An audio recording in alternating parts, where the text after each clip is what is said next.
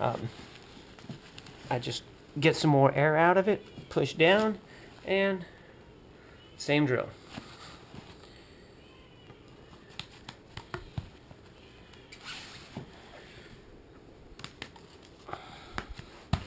Good. And down again, taking some of that air out, big loop.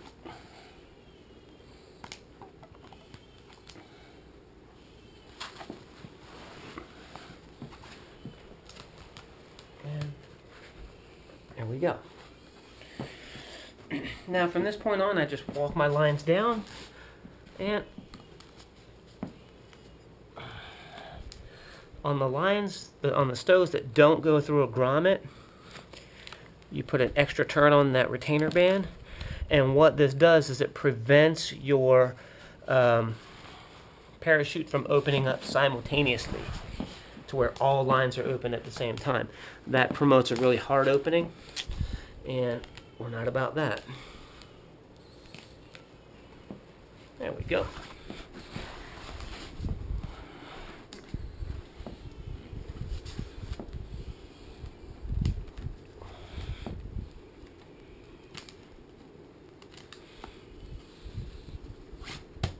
And you should have about this much distance left. And what that does is when you go ahead and deploy your parachute, in theory your chute doesn't start doing anything until it's this far off of your body. And it just kind of promotes a smoother opening. At this point, I get rid of my weight. And I move my parachute up a little bit. Now, with a Javelin container, they have this nice little pocket back here where I keep my pull-up cord.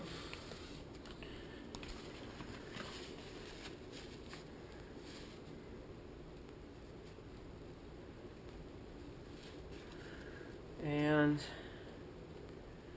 I just put that through my pack closing loop.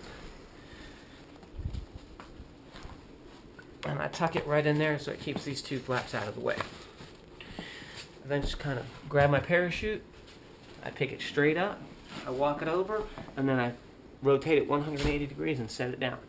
I'll then take my bridle, get a good pull on it, and that lets me check my pilot chute one more time, knowing that it actually is not, or that it is cocked and it will take air in it. So now I gotta go ahead and stow these lines, and it looks like a bunch of spaghetti or a ball of goo. It's really not. You just put your risers or your shoulder straps in line with the way they should naturally fall. You'll see that your risers naturally fall in this position here, and if you just take them in their natural position and run them, you see that they stow nice and neat.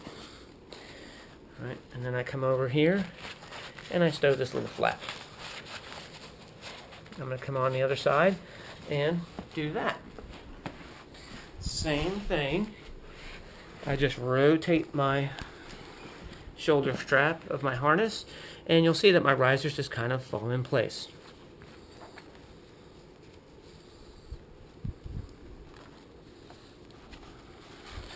I stow them right into that little tiny pocket, and I connect my strap. Or I stow my my pocket. I stow my flap in that little keeper. Alright, now I come over here. I usually just give my chute a push down. And I pick it up, and I grab all of this excess, and I go straight down with it, and I bring it to the back.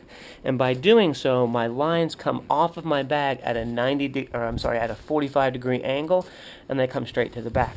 If I were to push them to the front, they would be at a 90 degree angle off this turn, and there's not a pocket back here, but there's a little space back here where they have to contend with that as well.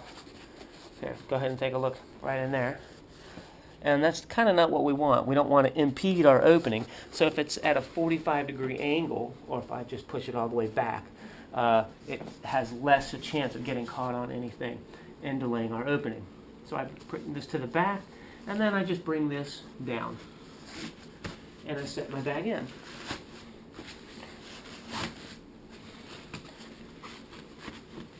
And the bag goes in nice and neatly. At this point, I grab my pull-up cord, and I look to make sure there are no lines in the way. And I take my bridle, and I take it to the,